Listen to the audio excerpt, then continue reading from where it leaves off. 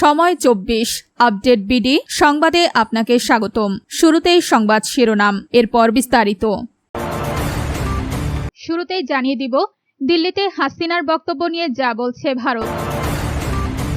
এরপর জানিয়ে দিব যুক্তরাষ্ট্রের সঙ্গে ইতিবাচক বার্তার ইঙ্গিত দিল ইরান। তারপর জানিয়ে দিব জন্মসূত্রে নাগরিকত্ব সীমিত করতে নতুন নির্বাহী আদেশে ট্রাম্পের স্বাক্ষর। সবশেষে জানিয়ে দিব হরমুজে দ্বিতীয় কোনো করিডর মানবে না ইরান। দর্শক, এতক্ষণ শুনছিলেন সংবাদ শিরোনাম, এখন বিস্তারিত। আপনি যদি ইসরায়েলের ধ্বংস চান এবং মুসলিমদের পাশে থাকতে চান তাহলে ভিডিওতে লাইক করে চ্যানেলটি অবশ্যই সাবস্ক্রাইব করে দিবেন। এখন বিস্তারিত। দিল্লিতে হাসিনার বক্তব্য নিয়ে যা বলছে ভারত।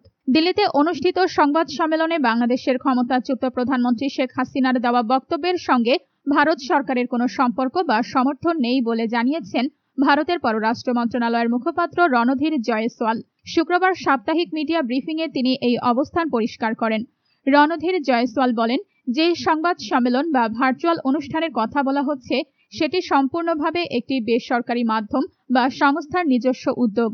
এই অনুষ্ঠানে বাংলাদেশের বর্তমান সরকার বা সার্বিক পরিস্থিতি নিয়ে যেসব বক্তব্য বা মতামত তুলে ধরা হয়েছে সেগুলোর সঙ্গে ভারত সরকারের কোনো ধরনের সম্পৃক্ততা বা সমর্থন নেই।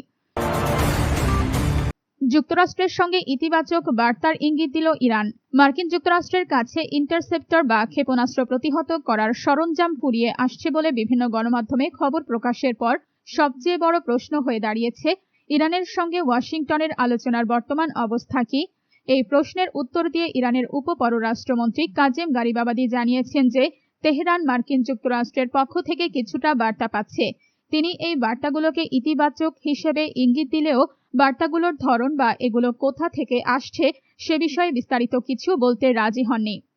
আপনি যদি ইসরায়েলের ধ্বংস চান এবং মুসলিমদের পাশে থাকতে চান তাহলে ভিডিওতে লাইক করে চ্যানেলটি অবশ্যই সাবস্ক্রাইব করে দিবেন। এখন বিস্তারিত। জন্মসূত্রে নাগরিকত্ব সীমিত করতে নতুন নির্বাহী আদেশে ট্রাম্পের স্বাক্ষর।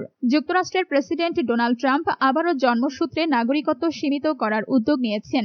এর আগে এই ধরনের একটি পদক্ষেপ দেশটির সর্বোচ্চ আদালতে টিকেনি।